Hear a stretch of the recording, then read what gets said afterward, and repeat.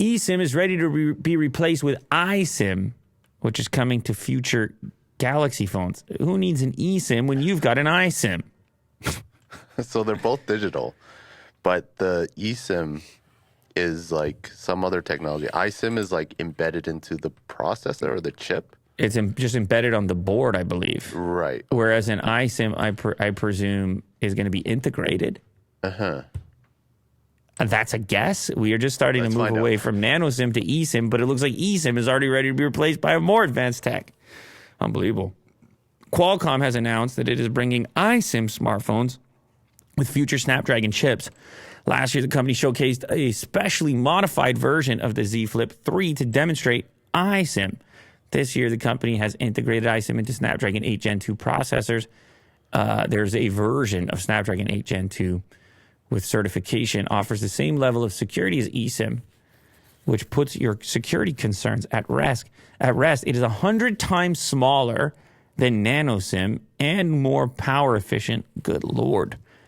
Look at the size of it.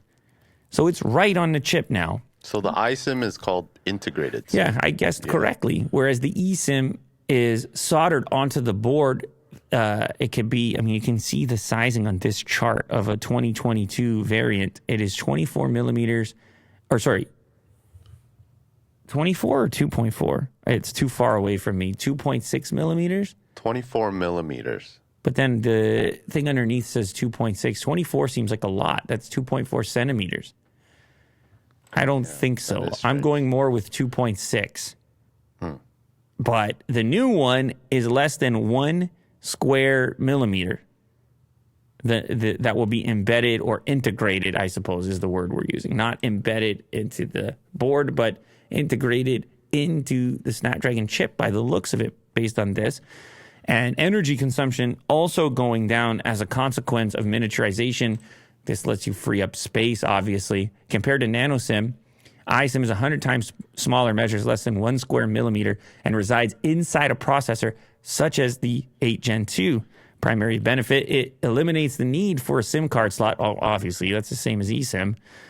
And it's vastly more power efficient than the current iteration of eSIM, resulting in better battery life. I guess. I mean, if you're already at eSIM, why not go all the way to iSIM? That's Snapdragon's take on the matter. Yeah. And it sounds pretty convincing to me.